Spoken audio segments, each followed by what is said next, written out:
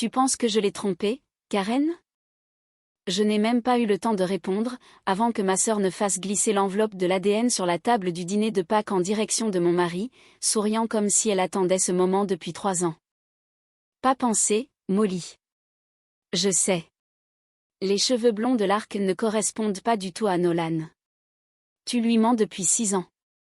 Aujourd'hui, tout le monde va enfin voir quel genre de femme tu es vraiment. Ma sœur, celle qui s'est toujours surnommée la vraie fille garçon de la famille, a affiché un sourire narquois, comme si elle venait de détruire ma vie. Elle n'avait aucune idée que la bombe qu'elle apportait ne m'était pas destinée. Elle était pour elle. Et quand mon mari atteindrait la page 4, la vérité qu'elle avait passé 38 ans à cacher lui exploserait enfin au visage.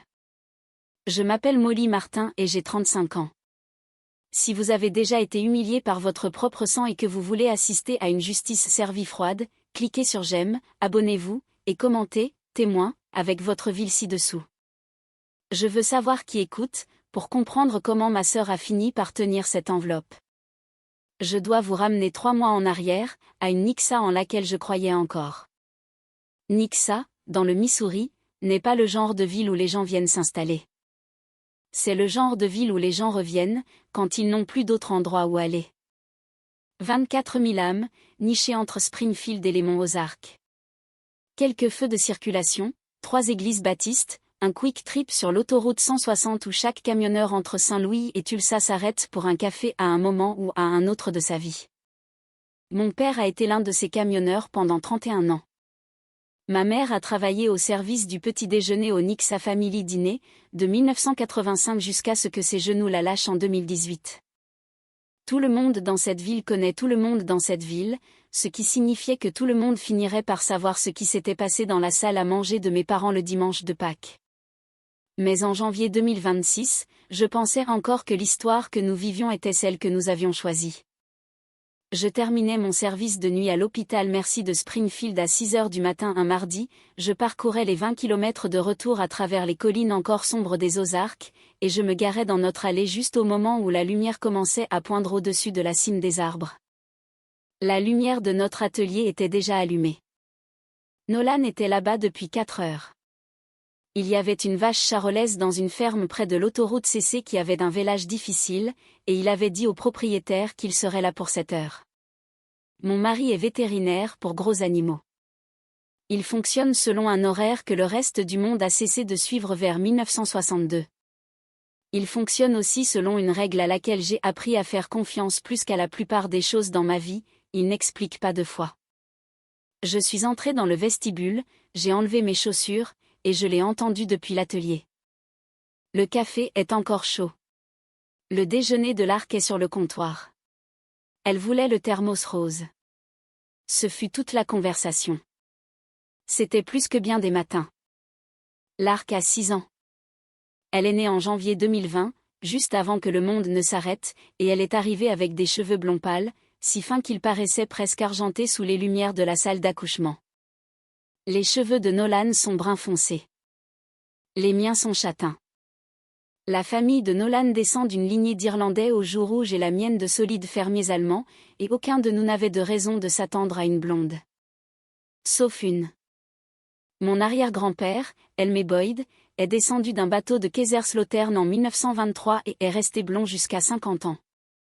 Le gène récessif a sauté mon grand-père, a sauté mon père, a attendu 3 générations, et a atterri sur ma fille. Sa pédiatre me l'a dit lors de sa 2e semaine de vie. Le docteur Iverson a regardé l'Arc, a regardé le dossier, m'a regardé à nouveau et a dit, des blonds d'un côté ou de l'autre? Je lui ai parlé d'Elme. Elle a hoché la tête une fois, a écrit quelque chose, et est passée à autre chose. Ce fut la dernière fois que j'ai pensé à la couleur des cheveux de ma fille pendant 4 ans. La raison pour laquelle j'y ai repensé a commencé à Noël 2025. Nous avons passé le réveillon de Noël chez mes parents, à 5 minutes de chez nous par les petites routes. Nixa a de bonnes petites routes. On peut aller presque partout sans toucher une autoroute. Ma mère avait préparé la même tourte qu'elle faisait à chaque réveillon depuis aussi longtemps que je me souvienne. Mon père était assis dans son fauteuil inclinable, regardant un match de football américain. Ma sœur aînée, Karen, est arrivée avec un grand sac rempli de cadeaux emballés et une bouteille de Cabernet qu'elle avait acheté au Walmart de Sunshine Street. Elle a embrassé notre mère sur la joue. Elle ne m'a pas regardé. Elle a regardé l'arc. « Viens, ma chérie », a-t-elle dit en prenant la petite main de l'arc. « Allons te faire belle pour la photo de grand-mère. » Elle a emmené ma fille à l'étage, dans la salle de bain des invités qui était autrefois la chambre de Karen. Je suis restée dans la cuisine parce que ma mère m'avait demandé de fouetter les œufs pour le plat de nouilles. Je n'ai pas suivi. Je n'ai pas pensé à suivre. Karen aidait à coiffer l'arc à chaque réunion de famille depuis 2 ans. C'était le seul geste qu'elle offrait, et j'avais fait l'erreur de l'accepter comme une gentillesse. Elle est redescendue 5 minutes plus tard. Les cheveux de l'arc étaient attachés avec un ruban rouge. Karen a reposé la brosse à cheveux, une petite rose d'Elsa que l'arc adorait, sur le comptoir. Elle s'est essuyé les mains sur un torchon, comme si elle venait de terminer un travail difficile. Elle m'a souri pour la première fois de la soirée. Voilà. Maintenant, elle a l'air de Noël. J'ai dit « merci ». Ce fut la dernière phrase aimable que j'ai adressée à ma sœur pour le reste de ma vie. 3 mois plus tard, une partie des cheveux de cette brosse Elsa se retrouverait dans un laboratoire à Salt Lake City, et une enveloppe Kraft serait en cours d'impression. Mais avant d'en arriver à Pâques, vous devez comprendre ce que 35 ans dans cette famille avaient fait de moi. Parce que si vous ne comprenez pas cela, vous penserez que j'ai été lente à réagir. Je n'ai pas été lente. J'ai été entraînée. Je suis née en septembre 1990, 21 mois après Karen. Dès le jour où je suis rentrée de l'hôpital Cox South, mon rôle était déjà assigné. C'était elle qui avait déjà été baptisée, photographiée, cataloguée. C'était elle pour qui l'oncle Wayne avait choisi un lapin en peluche. J'étais la fille en surplus. Aimée, tolérée, mais jamais le centre de l'histoire. Mon père était sur la route 20 jours sur 30 pendant les années dont je me souviens, transportant du thon sur de longues distances jusqu'à Chicago et retour. Et quand il rentrait pour Karen, pour ses dessins sur le frigo, pour ses parties de pêche au lac Table Rock avec Wayne, qui avait tout le temps du monde pour elle et aucun pour moi. J'ai demandé une fois, à 6 ans, si je pouvais aller pêcher aussi. Ma mère a dit, « Tu n'aimerais pas ça, chérie. » Karen est rentrée avec un bar et une photo, le bras de Wayne autour de son épaule. J'ai eu un livre de coloriage cet après-midi-là. Cette photo est toujours sur le mur du salon de mes parents. Karen, 8 ans, des taches de rousseur, souriante, tenant un bar de 2 livres. Wayne Keller, 45 ans, un bras autour d'elle, l'autre autour d'une corde à poisson. Je n'ai pas compris avant Pâques 2026 pourquoi cette photo ne m'avait jamais mise aussi en colère qu'elle aurait dû. Je pense que mon corps le savait avant ma tête. Il y a 2 photos de baptême encadrées sur le piano de ma mère. Karen, en 1989, avec Wayne debout derrière elle comme parrain. Moi, en 1991, avec la femme du pasteur Bradford, une femme que j'avais rencontrée exactement 2 fois, debout au même endroit. Ma mère ne m'avait jamais expliqué pourquoi Wayne était le parrain de Karen mais pas le mien. J'ai demandé une fois, à 10 ans. Elle a dit, « Wayne a traversé beaucoup d'épreuves, chérie. Il a besoin d'une pause de tout ça. » J'avais 10 ans. J'ai accepté la réponse. Les enfants de 10 ans acceptent les histoires que les adultes leur donnent. Mon père a porté un toast à ma sœur pour son 30e anniversaire en 2018. Il a levé son verre dans un steakhouse Longhorn à Springfield et a dit à Karen, « Ma fille garçon, celle qui est restée. » J'étais assise à 1 mètre de là, à côté de Nolan. Mon père ne m'a pas incluse dans le toast. Il ne s'est pas corrigé. Nolan a serré ma main sous la table et n'a rien dit. Il savait ce que mon père n'avait pas dit. J'étais celle qui avait épousé le garçon Martin. Karen était celle qui avait gardé le nom. Si vous avez déjà été le 2e enfant préféré dans une famille qui n'en comptait que 2, commentez, 2e, ci-dessous. Je veux voir combien nous sommes. Je ne suis pas devenue une personne en colère. Je suis devenue une personne observatrice.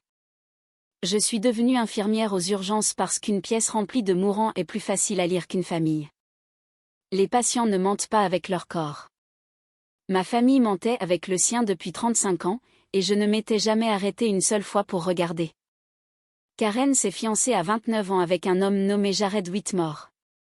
Elle a rompu 6 mois plus tard.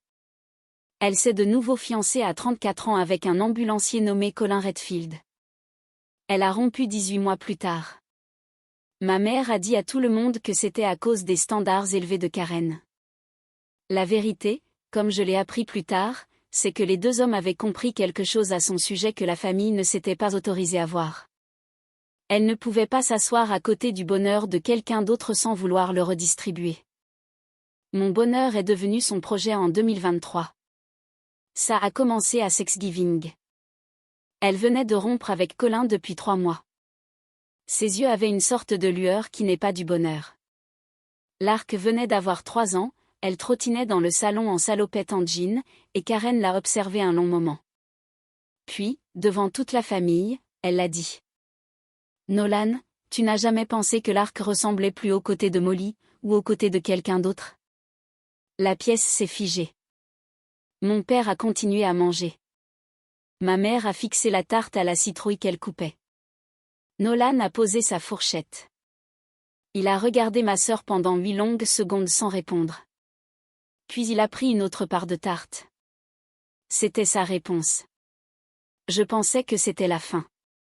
C'était le début. Tout au long de 2024, Karen a commencé à appeler Nolan directement. Pas moi, lui. Sous prétexte de poser des questions vétérinaires sur le chien de son voisin. Chaque conversation finissait par tourner autour de Lark. Chaque conversation se terminait par une phrase du genre « Est-ce qu'elle a déjà demandé pourquoi elle a l'air si différente ?» Nolan ne m'a jamais parlé de ses appels. Il gardait les captures d'écran dans un dossier sur son téléphone intitulé « CB ». J'ai découvert ce dossier en mai 2026. Il contenait 52 fichiers, chaque message, chaque SMS anodin, chaque commentaire de groupe où elle avait tagué un cousin et écrit « Notre beau mystère » sous une photo de ma fille. Il ne montait pas un dossier. Il construisait un témoignage. Il ne savait pas encore qu'il en aurait besoin. Il savait juste, comme il savait quand une vache allait avoir une présentation par le siège, que quelque chose se préparait. En février 2026, Karen lui a envoyé un SMS directement, pas via le groupe de discussion, pas par un appel, un seul message. Je vais le dire une fois. Si tu veux savoir la vérité sur Lark, je peux t'aider. Dis juste le mot. Nolan n'a pas répondu. J'ai vu la notification apparaître sur l'iPad familial que nous gardons sur le comptoir de la cuisine, celui qu'il avait configuré pour que nous puissions voir notre calendrier partagé. Il ne savait pas que je l'avais vu. Je ne savais pas qu'il l'avait reçu avant que Pâques ne soit passé. Cette nuit-là fut la première où j'ai arrêté de dormir d'un sommeil sans interruption. Quoi que ce soit qui arrivait, c'était assez proche pour que mon système nerveux l'entende. Je n'avais juste pas encore décidé quoi faire. J'ai fait une liste dans ma tête, dans la salle de pause de l'hôpital Merci, un mardi de début mars. La brosse à cheveux à Noël, la notification sur l'iPad, le « beau mystère », dans le groupe de discussion, le refus de Karen de laisser Nolan réparer l'ancienne cabane de Wayne en 2020, à l'époque où il avait proposé son aide pour les 40 acres à Ozark que Wayne lui avait laissés, à elle et seulement à elle, à sa mort en avril 2019. La formulation dans le testament, que j'avais lu une seule fois quand c'était encore frais, pour la fille de ma chère amie. Au singulier, pas les filles, juste Karen. J'avais remarqué le mot « singulier » en 2019 et l'avais classé dans la catégorie « Wayne étant Wayne ». En avril 2026, je le sortirais de ce dossier et le lirais sous un autre jour. Je me suis tournée vers ma collègue, Beth Corbin, qui remuait un sachet de café instantané au comptoir à côté de moi. Beth a 53 ans et est infirmière aux urgences depuis que Reagan était président. Elle a cerné plus de gens, plus rapidement, que la plupart des détectives ne cernent des affaires. Quelque chose se prépare, Beth. Je ne sais pas quoi. Elle m'a regardé. Molly, tu cernes les patients en 20 secondes. Cerne ta propre famille. Je suis rentrée chez moi ce soir-là en pensant à quel point elle avait raison, et à quel point je m'étais trompée pendant 35 ans. 3 semaines avant Pâques, je suis passée chez ma mère sur un coup de tête. Elle était assise à sa table de cuisine avec une tasse de camomille refroidie devant elle. Je me suis assise en face d'elle. J'ai parlé de l'école de l'Arc. J'ai mentionné la cabane de Wayne. Maman, ai-je dit, prudente et désinvolte, pourquoi oncle Wayne a-t-il laissé la terre à Karen et pas à nous deux? Ma mère est devenue silencieuse. Pas une seconde, mais 6. J'ai vu des gens mourir plus vite que ma mère n'est devenue silencieuse. Puis elle a dit quelque chose qu'elle n'avait jamais dit de sa vie. Certaines choses n'ont pas de raison, chérie. Certaines choses sont, c'est tout. Ma mère avait une raison pour tout. Elle avait une raison pour le tiroir où allait l'argenterie. Elle avait une raison pour laquelle les serviettes étaient pliées en 3 et non en 2. Jamais en 35 ans elle ne m'avait dit que quelque chose était, c'est tout. Je suis rentrée chez moi. J'ai raconté à Nolan ce qu'elle avait dit. Il a fixé son café un long moment. Puis il a dit une seule phrase. Molly, ne lui demande plus rien avant que Pâques ne soit passé. Il savait. Il ne savait pas ce qu'il savait, mais il savait quelque chose. Le mercredi avant Pâques, nous étions assis sur le porche après que l'Arc soit allé au lit. Nolan buvait du café dans une tasse en noyer qu'il avait tournée sur son propre tour 2 ans plus tôt. Il a posé la tasse. Il m'a regardé et a dit la deuxième phrase complète qu'il avait prononcée au sujet de ma sœur en 3 ans. Quoi qu'il arrive dimanche, je veux que tu aies confiance dans le fait que je l'ai vu venir. Et je veux que tu aies confiance dans le fait que notre fille est en sécurité. C'est tout. C'est tout ce que je vais dire. J'ai hoché la tête. Je ne lui ai pas demandé ce qu'il avait vu venir. Dans notre mariage, quand Nolan dit qu'il l'a vu, je n'ai pas besoin de le voir aussi. J'ai juste besoin d'être prête à comprendre ce qu'il a vu, et ce que ma mère avait passé 38 ans incapable de voir à voix haute. Il faut remonter à l'hiver 1988. Wayne Keller avait 37 ans en janvier. Il était marié à Loretta depuis 1972. Ils avaient désiré des enfants comme certaines personnes désirent respirer. 3 grossesses, 3 pertes. La dernière datait de décembre 1987 et avait envoyé Loretta dans un établissement de repos à Springfield pendant 6 semaines. Wayne rentrait seul chaque soir dans une maison où il ne supportait pas de s'asseoir. Il a bu au début, puis il a arrêté de boire parce qu'il en avait peur, et il a commencé à conduire. Il parcourait les petites routes de Nixa à minuit. Il passait devant la maison de mes parents. Il passait devant le restaurant où ma mère travaillait. Le Nixa Family dîner fermait à 9h tous les soirs. Ma mère restait jusqu'à 10h la plupart des soirs pour préparer les tartes du matin. Mon père était sur la route, transportant du thon entre Springfield et Chicago sur une rotation de 3 semaines. Ma mère était mariée avec lui depuis 5 ans, avait perdu 2 grossesses, et avait 27 ans, seule dans une ville où tout le monde connaissait son nom et personne ne la voyait. Wayne est entré dans le restaurant le soir du 28 janvier 1988 à 22h52. Ma mère a noté l'entrée dans son carnet de commandes. Elle l'utilisait encore comme journal de travail. Tout le reste dans ce carnet était écrit au stylo à billes. Cette entrée était écrite au crayon. Il était dit, fermez tôt, mal de tête. J'ai trouvé ce carnet de commandes dans son garage en mai 2026, dans une boîte en plastique étiquetée, dîner 1985 à 1989, de son écriture. Je suis restée dans ce garage pendant 20 minutes avec une seule entrée au crayon dans la main, et j'ai compris ce que ma mère avait fait, et ce qu'elle avait passé les 38 années suivantes à essayer de ne pas se souvenir. Elle a verrouillé la porte. Elle lui a versé une tasse de café. Il a parlé de Loretta. Elle a écouté. Quelque part entre 11h du soir et 1h du matin, ils ont arrêté de parler. Je n'ai pas besoin des détails, et vous non plus. Ce qui compte, c'est ce qu'elle a fait après. Elle a lavé les 2 tasses à café. Elle a essuyé le comptoir. Elle a éteint les lumières. Elle est rentrée chez elle. Elle s'est glissée dans un lit froid, a pleuré une fois, et n'a plus pleuré. Mon père est rentré de sa tournée le 3 février 1988. Il est resté 5 jours.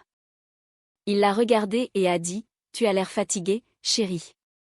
Tu te sens bien ? » Elle a dit qu'elle allait bien. Elle avait pris une décision à ce moment-là. La décision était que ce qui s'était passé au restaurant ne s'était pas passé. Et si un enfant en naissait, cet enfant serait celui de mon père, parce que mon père était l'homme avec qui elle était mariée. Et mon père méritait l'enfant qu'elle allait lui donner. Elle ne mentait pas. Elle espérait. Karen est née le 3 décembre 1988. Mon père l'a tenue dans ses bras à l'hôpital de Springfield, les yeux humides d'une manière que je n'avais jamais vue avant ou depuis. Wayne est venu lui rendre visite 2 jours plus tard avec un bouquet de roses. Loretta l'accompagnait. Elle était rentrée de l'établissement de repos en mars. Elle ne pouvait pas avoir d'enfant. Elle voulait tenir le bébé. Elle a tenu Karen pendant 14 minutes. Il y a une photographie de cette visite qui est restée sur la cheminée de ma grand-mère pendant 30 ans. Wayne est debout derrière Loretta, une main sur le dossier de sa chaise, regardant sa femme tenir un bébé qui était le sien. Il ne regarde pas le visage de Loretta. Il regarde le sol. J'ai regardé cette photographie une centaine de fois dans ma vie. Je ne me suis jamais demandé pourquoi il se tenait là comme ça. En avril 2026, je comprendrais qu'il se tenait là parce qu'il ne pouvait pas s'asseoir. Loretta est décédée d'un cancer du pancréas au printemps 2010. Elle est morte en croyant que son mari lui avait été fidèle pendant 38 ans. Wayne est mort d'une crise cardiaque en avril 2019, un an après avoir, pour des raisons que personne n'a comprises à l'époque, soumis son ADN à un petit projet de généalogie historique des Ozarks, géré depuis une bibliothèque de Branson. Il a accepté la mise en relation avec des parents. Il l'a probablement fait parce que la bibliothécaire l'en a convaincu. Il ne savait probablement pas qu'il laissait une confession. Ou peut-être que si. Certains hommes laissent des portes ouvertes à la fin, parce qu'ils ne supportent pas de les fermer. Ce que Karen a fait ensuite était un petit acte délibéré, de la part d'une femme qui n'avait aucune idée de ce qu'elle était en train de ramasser. Elle s'est assise à son bureau de classe de 4e année à l'école élémentaire de Nixa, un mercredi après-midi de février 2026, après que le dernier élève soit rentré chez lui. Elle a ouvert son ordinateur portable. Elle a cherché sur Google, test ADN consommateur sans mère présumée. Elle a lu 3 articles. Elle a atterri sur un service appelé Méridian Génétique qui proposait un test combiné de parenté et d'ascendance pour $149. Délai de 23 jours. Résultat livré par email sous forme de PDF. Relation présumée sur le formulaire de commande, tante et nièce. Échantillon de la mère présumée non fourni. Elle n'a pas soumis l'ADN de notre mère. Elle ne pensait pas en avoir besoin. C'était la porte qu'elle a ouverte sans le savoir. Elle a passé la commande le 8 mars 2026. Elle a payé avec sa carte Visa.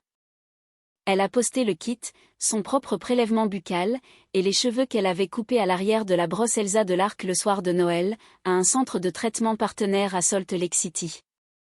Puis elle a attendu. Pendant qu'elle attendait, elle est allée dîner chez mes parents 3 dimanches de suite. Et chaque dimanche, elle disait quelque chose sur l'Arc, sur sa blondeur, sur le fait que la vérité finit toujours par éclater. Ma mère a cessé de répondre. Mon père a cessé de mâcher quand elle parlait. Nolan tenait un petit carnet Moleskine dans son atelier où il notait chacun de ses commentaires, avec la date. Son entrée pour le 22 mars disait « Karen, la vérité éclatera un jour ». Elle l'a dit 3 fois en un seul repas. Elle pense qu'elle me met en garde. Elle annonce la couleur. Ma sœur préfigurait sa propre vie. Elle ne le savait pas. Elle a reçu l'email le 31 mars 2026, à 15h03. Elle était garée sur le parking des professeurs de l'école élémentaire de Nixa. Elle a ouvert le PDF sur son téléphone, dans la pénombre du siège avant de sa Nissan. Elle a lu le résumé en haut de la page. Il disait « Relation génétique compatible avec une demi-tante à nièce ». La tante présumée n'est pas une sœur germaine du parent de l'enfant. Un test de fratrie complémentaire est recommandé. Elle s'est arrêtée de lire « demi-tante ». Elle a interprété la phrase comme le fait une femme qui a déjà décidé de l'histoire. Elle a lu « Molly a triché ». L'Arc n'est pas une Boyd à part entière. Ma sœur a ri aux éclats dans le parking vide, à 4 heures de l'après-midi. Puis, le lendemain matin, elle s'est rendue chez FedEx Office sur Sunshine Street et a imprimé le rapport complet de 4 pages. Elle n'a pas lu les pages 2, 3 ou 4. Elle a mis les pages dans une enveloppe Kraft. Elle a scellé le fermoir métallique. Elle a caché l'enveloppe dans son grand sac bleu marine, au fond, sous une écharpe et un roman de poche. Puis elle a attendu 5 jours, jusqu'au dimanche de Pâques. Le dimanche de Pâques 2026 était chaud pour un début d'avril. 20 degrés et un vent léger à travers les bourgeons rouges. Nolan conduisait. J'étais assise sur le siège passager avec une tarte en équilibre sur mes genoux. Lark chantait toute la bande originale d'un film que je ne reconnaissais pas, depuis son rehausseur derrière moi. Nolan a tendu la main par-dessus la console centrale à l'intersection près de l'église baptiste sur MC Kraken, et a posé sa main sur la mienne. Quoi qu'il arrive, dit-il doucement, nous ramenons notre fille à la maison ce soir. Comme nous sommes venus. J'ai hoché la tête. Je ne pouvais pas parler.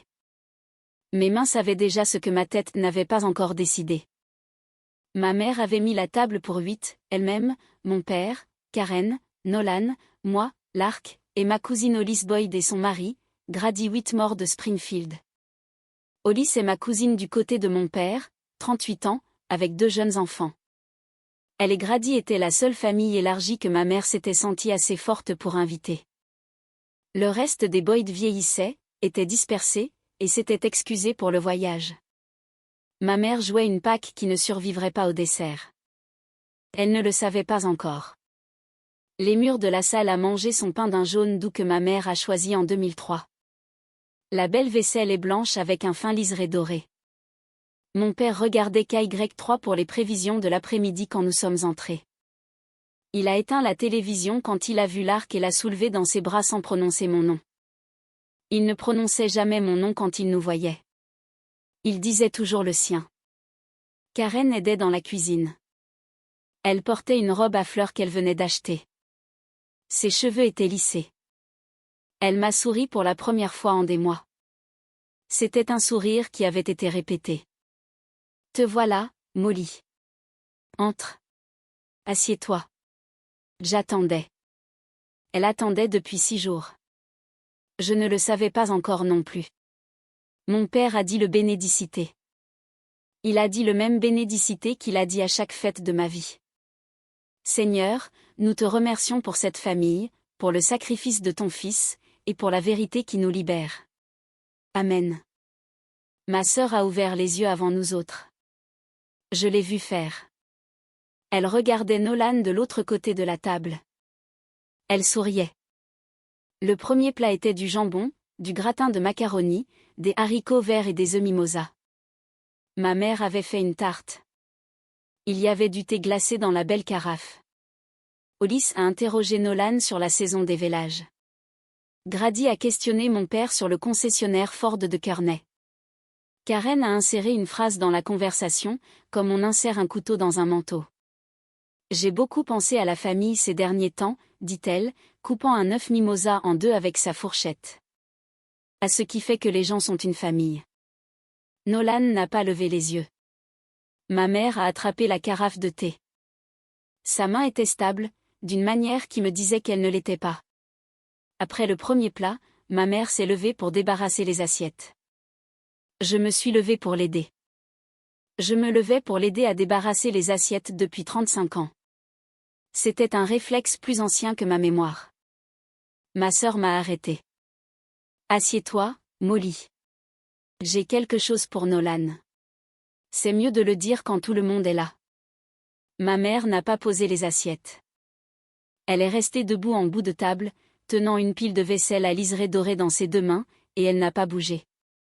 Elle a senti ce qui était sur le point d'entrer dans la pièce avant que cela n'entre. Ma sœur a plongé la main dans son sac bleu marine sous sa chaise. Elle en a sorti l'enveloppe Kraft. Elle l'a posée sur la table, entre elle et Nolan. Elle l'a fait glisser vers lui avec 2 doigts. Comme un croupier fait glisser une carte. J'ai vu l'enveloppe. Ma poitrine s'est glacée. Ma voix était plus calme que ma poitrine. Tu penses que je l'ai trompée, Karen? Elle m'a regardée. Elle ne m'a pas répondu. Elle a répondu à Nolan. Pas pensé, Molly.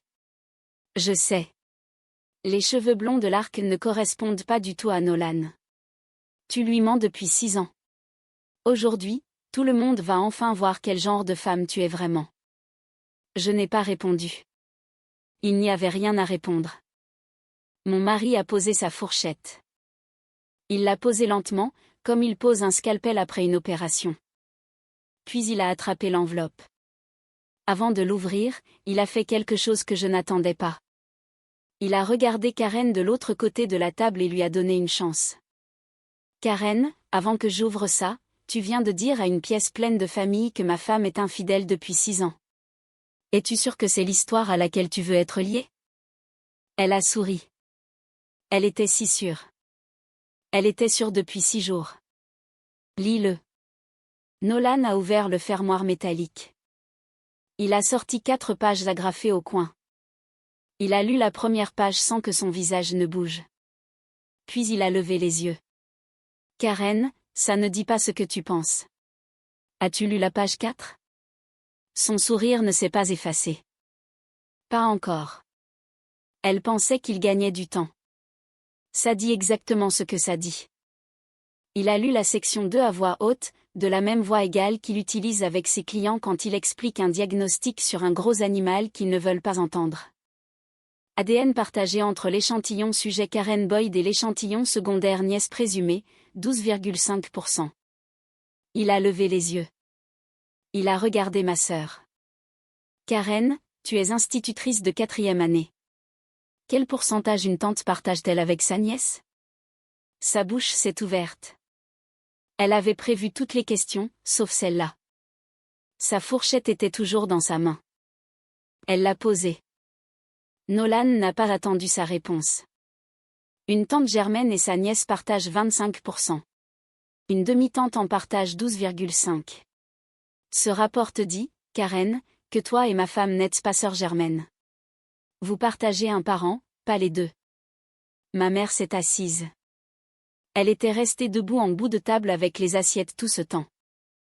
Elle s'est assise prudemment, tenant toujours les assiettes, et les a posées sur la nappe si doucement qu'elles n'ont fait aucun bruit. Le visage de Karen ne s'est pas encore décomposé. Elle était encore en train de digérer la phrase dans sa tête. Elle se disait encore qu'il l'avait mal lu. Elle a tendu la main sur la table. Donne-la-moi. Il ne l'a pas fait. Il a tourné la page. Section 3, marqueur d'ascendance. Échantillon sujet, 62% irlandais, région du Munster, 18% scoto-irlandais, 14% anglais, 6% allemand. La pièce n'avait pas encore été silencieuse. Pas vraiment. Elle est devenue silencieuse. Puis Nolan a tourné le papier vers mon père. Il l'a fait glisser sur la table avec le même mouvement de 2 doigts que ma sœur avait utilisé 10 minutes plus tôt. Curtis, regarde la répartition de l'ascendance de ta fille. La fille que tu appelles la vraie Boyd depuis 37 ans. 6% allemand. Elmé Boyd était entièrement allemand. Il est descendu d'un bateau de Kaiserslautern avec ses 4 grands-parents du même pays. Une petite fille entièrement Boyd devrait tester au moins dans les 40% pour l'allemand. Mon père n'a pas pris le papier. Il l'a regardé. Il a regardé ma mère. Il a regardé le papier à nouveau. Il a dit une seule phrase. Wayne était irlandais. Keller, du Munster. Les larmes de ma mère ont commencé à couler alors. Elle n'a pas sangloté. Elle n'a pas caché son visage. Elle était assise en bout de sa propre table de Pâques avec une pile d'assiettes devant elle et pleurait comme une femme qui est prête pour ce jour depuis 38 ans. Le genre de pleurs qui n'a pas de son parce qu'il a été répété en silence pendant si longtemps. Mon père n'a pas haussé la voix. Mon père, qui m'avait crié dessus pour une porte moustiquaire claquée en 2004, n'a pas haussé la voix sur sa femme de 43 ans, qui venait d'admettre un silence de 38 ans. Il était trop fatigué pour l'élever. Il portait cette possibilité en lui depuis plus longtemps qu'il ne se l'était avoué. Il a dit son nom une fois. Adèle. C'était Wayne? Elle n'a pas levé les yeux. Elle a hoché la tête une fois. Nolan est passé à la page 4. Il l'a lu à voix haute, et sa voix n'a pas tremblé. Une référence croisée indique que les marqueurs irlandais du Munster du sujet sont compatibles avec le profil de la lignée Keller soumis pour comparaison généalogique en 2018 par Wayne Keller de Springfield, Missouri, aujourd'hui décédé. Confiance, parentale. Le mot « parental » a atterri sur la table comme une assiette tombée de haut. Il n'a rien brisé. Il est juste resté là. Karen a compris. Alors tout son visage s'est affaissé. Elle a tendu le bras sur la table et a arraché le papier des mains de Nolan. Elle a lu la page 4 pour la première fois. Ses mains ont commencé à trembler si fort que je pouvais entendre le papier. Elle a regardé Nolan. Elle a dit la phrase dont je ne la savais pas capable. Nolan, s'il te plaît, ne dis plus un mot. Il n'a pas dit un mot de plus. Il n'en avait pas besoin. Mon père s'est levé. Il a posé ses deux mains à plat sur la table un instant pour se stabiliser.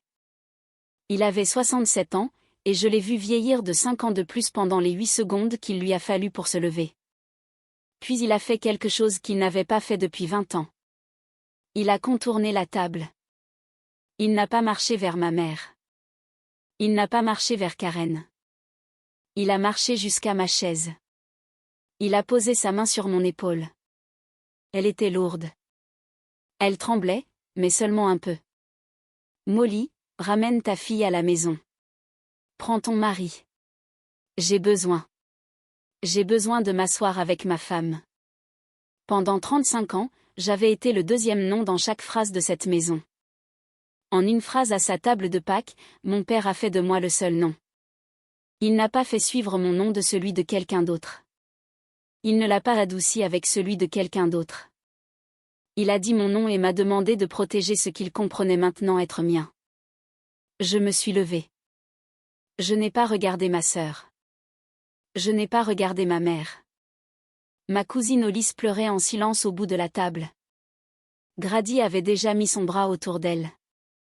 Je suis allée dans le salon où l'Arc construisait une tour de blocs Duplo avec le fils de 4 ans de Hollis. Ma chérie, nous rentrons un peu plus tôt. Grand-mère ne se sent pas bien. L'Arc a levé les yeux. Elle a le genre de regard qui va droit à la vérité et s'y accroche. Est-ce que grand-mère est triste, maman?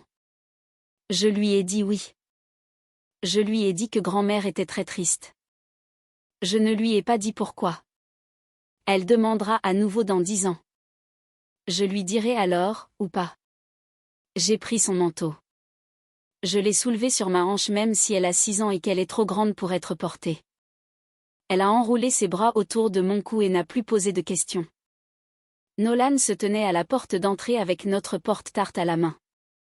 Karen était toujours assise sur sa chaise dans la salle à manger.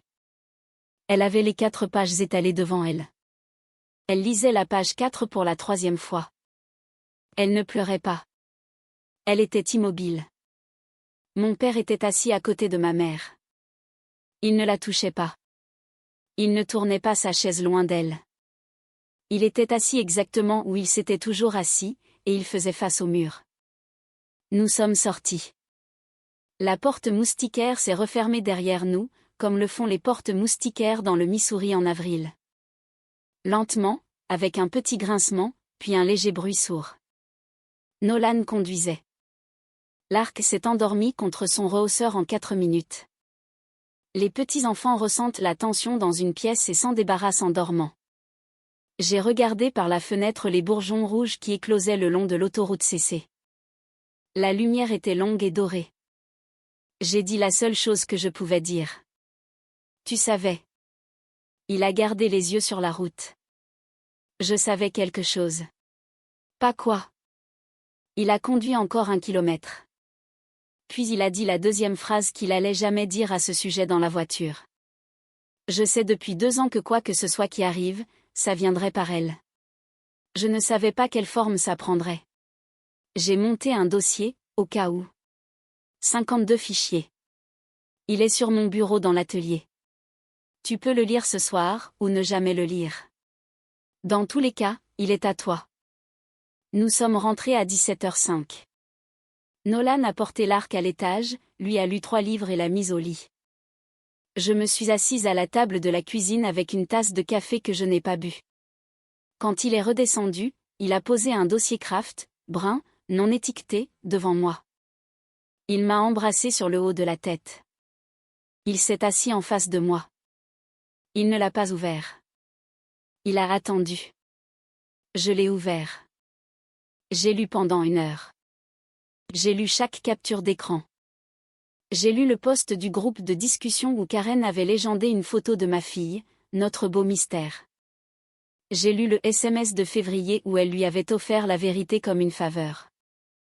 J'ai lu ses propres notes manuscrites sur son observation de ma mère. Comment ses mains s'arrêtaient quand Karen mentionnait l'arc, comment elle ne m'avait pas défendu une seule fois en 3 ans contre les commentaires de Karen. J'ai fermé le dossier. Je n'ai pas pleuré. J'ai dit une seule phrase. Tu m'as protégé d'une vérité sur ma mère, pendant qu'elle refusait de me protéger d'un mensonge sur ma fille. Il a hoché la tête. Je ne savais pas que c'était à propos de ta mère, Molly. Je savais seulement qu'elle était la porte d'entrée. J'ai posé ma main sur la sienne. Si vous êtes resté avec moi jusqu'ici, veuillez vous arrêter une seconde et commenter, témoin, et votre ville ci-dessous. Je veux savoir combien de personnes sont là, assises sur leur propre version de cette enveloppe. Je ne demande pas de j'aime. Je demande de la compagnie. Les petites villes n'ont pas besoin d'avocats. Elles ont la boulangerie du Walmart. Ce qui s'y passe est de notoriété publique en 72 heures. Le dimanche suivant, 4 femmes différentes que je ne connaissais pas étaient venues me voir au Price Chopper pour me demander si ma mère allait bien. J'ai dit qu'elle allait bien. Je n'ai pas élaboré. Nixa comprend la pause entre une phrase et son sens. Nixa n'a pas besoin du sens. Karen a cessé d'aller à la First Baptist Nixa le dimanche des Rameaux. Ma mère a cessé d'y aller la semaine suivante. Mon père y est allé seul. Il s'est assis au dernier rang, ce qu'il n'avait jamais fait de sa vie. Il a salué le pasteur de la tête. Il n'est pas resté pour le café. Il est rentré chez lui. Lui et ma mère ont vécu dans la même maison pendant ces 2 semaines, ont dormi dans le même lit, ont bu du café à la même table, et se sont dit peut-être 8 phrases par jour. Il ne l'a pas quitté. Il ne lui a pas pardonné. Il faisait ce que fait un homme du Missouri quand un mariage de 43 ans repose sur une nuit de janvier 1988 depuis aussi longtemps que l'on s'en souvienne. Il donnait une chaise à la vérité. Il la laissait s'asseoir. Il n'engageait pas encore la conversation avec elle au dîner. Karen a soumis sa démission à l'école élémentaire de Nixa le 14 avril. Elle a invoqué une affaire familiale personnelle. La directrice Redfield n'a pas posé de questions. Elle avait déjà reçu un appel d'un membre de sa congrégation à ce sujet. Elle a accepté la démission le même jour. Karen a terminé la semaine à enseigner les mathématiques de 4e année, les mains tremblantes. Puis elle a chargé une petite remorque U-Haul de 5 pieds par 8 le 17 avril et a conduit 165 miles sur LI 44 et LUS 71 jusqu'à Kansas City. Elle avait une amie de l'université là-bas qui l'a laissée dormir sur un canapé. Elle n'a pas dit à mes parents où elle allait. Elle ne me l'a pas dit. Je l'ai appris par le mari de Hollis, Grady, qui travaille à la succursale bancaire de Springfield où Karen avait fermé son compte courant. Elle a gardé la clé de la cabane de Wayne. 40 acres à Ozark, évalués à un peu plus de 200 000 $. Ma sœur aurait pu vendre cette cabane. C'est plus d'argent qu'une institutrice de 4e année ne gagne en 3 ans. Elle ne l'a pas vendue. Elle ne l'a pas visitée. Elle a gardé la clé sur son trousseau, comme on garde une cicatrice, parce que l'enlever signifie admettre comment on l'a eue. Je suis allée au cimetière Springfield Memorial le 2e samedi après Pâques. Je suis restée devant la tombe de Loretta Keller pendant 20 minutes. Elle était morte depuis 2010. Sa pierre était petite et propre. Quelqu'un avait mis un bouquet de jonquilles dans le petit vase en métal, et j'ai appris plus tard que c'était mon père. Il venait sur sa tombe 1 fois par mois depuis 6 ans sans le dire à personne. Je n'ai pas dit grand-chose. J'ai dit la seule chose qu'il me restait à dire. Il ne savait pas. Elle ne savait pas. Je suis désolée. Il y avait 3 femmes dont les vies avaient été façonnées autour du même mensonge. 2 d'entre elles étaient mortes. L'une d'elles était ma mère. J'étais la seule à pouvoir me tenir devant cette tombe et m'excuser en leur nom. Je n'étais pas liée à Loretta par le sang. Je n'étais pas obligée de le faire, mais quelqu'un devait le faire. Et personne d'autre n'allait le faire. C'est ce que signifie faire partie d'une famille, au final. Parfois, on représente les personnes qui ne peuvent plus se représenter elles-mêmes. Le 19 avril au soir, mon père a dit à ma mère qu'il allait venir chez moi en voiture le lendemain. Il lui a dit qu'il ne savait pas quand il reviendrait. Il lui a dit que ce n'était pas parce qu'il la quittait. C'était parce qu'il me devait beaucoup de temps. Elle a hoché la tête. Elle n'a pas discuté. Elle avait épuisé ses arguments dans un restaurant en janvier 1988. Le 20 avril à 15h15, mon père s'est garé dans mon allée avec son Ford Ranger. Il n'est pas sorti du camion pendant 12 minutes. Je l'ai observé depuis la fenêtre du salon. Lark était à la maternelle. Nolan était à la clinique. Il n'y avait que moi, une cafetière et mon père dans un camion dans mon allée. Je ne suis pas sortie vers lui. Il devait venir à moi. Je me le devais. Il a monté les marches du Porsche à 15h27. J'ai ouvert la porte. Je ne l'ai pas serré dans mes bras. J'ai désigné le rocking chair que Nolan avait construit pour le Porsche en 2018. Il s'est assis. Je me suis assise à côté de lui. Je lui ai versé une tasse de café. Il l'a tenu à 2 mains et a regardé l'érable dans le jardin pendant 4 longues minutes. Puis il l'a dit. Molly, je te devais 35 ans de savoir que tu étais mienne. Je sais que ça n'efface rien. Laisse-moi commencer maintenant. Je n'ai pas répondu tout de suite. J'ai laissé le café refroidir entre nous, comme j'avais laissé presque tout refroidir entre nous toute ma vie. Puis j'ai fait ce que je n'avais jamais fait. Je lui ai répondu honnêtement. Tu ne peux pas rattraper 35 ans, papa. Tu peux seulement les empêcher de devenir 36. Il a hoché la tête une fois. Il a bu son café froid quand même. Il m'a posé des questions sur mon travail. Il m'a posé des questions sur l'Ark. Il ne m'a pas demandé de lui pardonner. Il ne m'a pas demandé de parler à ma sœur. Il ne m'a pas demandé de parler à ma mère. Il m'a demandé s'il pouvait revenir lundi prochain. J'ai dit qu'il le pouvait. Il est revenu le lundi suivant. Il est revenu tous les lundis depuis. Il apprend à l'Ark à appâter un hameçon sur notre Porsche. Ma fille a 6 ans et n'a jamais rencontré Wayne Keller, et mon père lui apprend à pêcher, comme Wayne a autrefois appris à la fille que mon père pensait être la sienne. Il y a là une symétrie que je n'ai pas la force de décrire. J'ai seulement la force de la laisser se produire. Ma mère m'écrit une lettre toutes les 2 semaines. Elle n'appelle pas.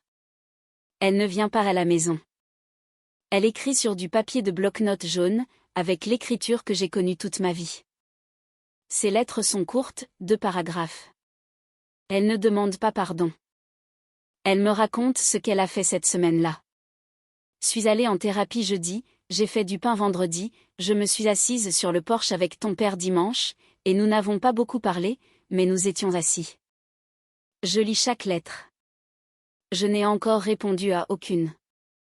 Je le ferai quand je le pourrai. Je ne suis pas pressée. Karen ne m'a pas contactée. Elle n'a pas contacté mes parents. Ma cousine Hollis a reçu une carte d'anniversaire d'elle à la mi-mai, sans adresse de retour et sans ville sur le cachet de la poste que Hollis ait pu déchiffrer. La carte disait, de l'écriture soignée d'institutrice de Karen, je ne sais pas encore comment être quelqu'un. Je trouverai. Ne leur dis pas où je suis. Hollis m'a montré la carte. Elle m'a demandé ce qu'elle devait faire. Je lui ai dit de garder la carte et de tenir la promesse. Ma sœur va devoir se reconstruire à partir de rien. Ce n'est pas une grâce que je peux lui accorder. C'est une grâce qu'elle se doit à elle-même. J'ai trouvé le carnet de commande du restaurant dans le garage de ma mère la 2e semaine de mai. J'étais passée aider mon père à déplacer un congélateur. Elle avait laissé la lumière du garage allumée et la boîte en plastique ouverte sur l'établi, comme si elle savait que je la trouverais. Elle ne m'en a jamais dit un mot. Elle l'a juste laissée où je pouvais la voir. C'était la chose la plus proche d'une confession qu'elle avait en elle. Je me suis assise sur le sol du garage de mes parents pendant 20 minutes, avec un carnet de reçus sur mes genoux et une seule entrée au crayon sous mon pouce. Fermé tôt. Mal de tête. 28 janvier 1988. 22h52. J'ai remis le livre à sa place. J'ai fermé la boîte. J'ai éteint la lumière. Je suis sortie. Certaines vérités n'ont pas besoin d'être redites. Certaines vérités ont seulement besoin d'être vues une fois, par la bonne personne. Nolan et moi nous sommes assis sur le porche ce soir-là, après que l'arc se soit endormi. Il avait rempli sa tasse en noyer. J'avais mes genoux sous une couverture. Les bourgeons rouges étaient finis. Les cornouillers étaient en fleurs.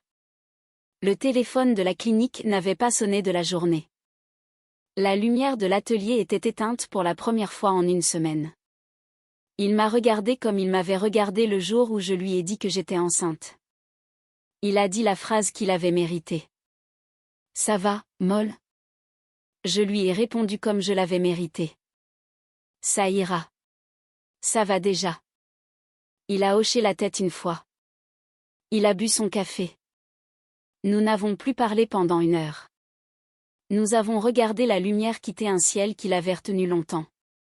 Si vous êtes resté avec moi jusqu'ici, vous n'êtes pas resté à cause de ma sœur. Vous êtes resté parce que quelque part dans votre propre famille, il y a une Karen, ou un Curtis, ou une mère qui porte une nuit de janvier dans sa poitrine depuis 38 ans sans jamais la déposer. Je n'ai pas de conseils pour vous. J'ai un témoignage, ce que je vous ai demandé au début, et ce que vous me donnez maintenant, dans une voiture, une cuisine, ou un lit à 2 heures du matin. Merci d'être resté. Certaines vérités ne cessent d'être solitaires que lorsque quelqu'un d'autre les entend. Ma sœur a payé $149 pour prouver que je n'étais pas celle que ma famille pensait que j'étais. Elle avait raison, mais sur la mauvaise personne. La fille qui a abandonné le nom de Boyd est la seule qui ait jamais été une Boyd. La fille qui l'a gardée, elle, ne l'a jamais été. Je ne dis pas cela avec victoire. Je le dis parce que pendant 35 ans, j'ai vécu en croyant que je devais à ma famille une explication pour être qui je suis. Il s'avère que je ne leur devais rien. Il s'avère que mon père, quand il a enfin compris, a conduit 5 minutes et s'est assis dans son camion pendant 12. Il s'avère que mon mari m'avait construit un témoignage pour que, si le moment venait, je n'ai pas à être la seule à le porter. Il s'avère que le seul nom qui vaille la peine d'être gardé est celui que votre mari, votre fille, et votre père debout sur votre porche un lundi après-midi vous donnent déjà. Je m'appelle Molly Martin. J'ai 35 ans. Je suis la vraie fille de quelqu'un maintenant, et j'ai fini de m'excuser de ne pas être celle de quelqu'un d'autre.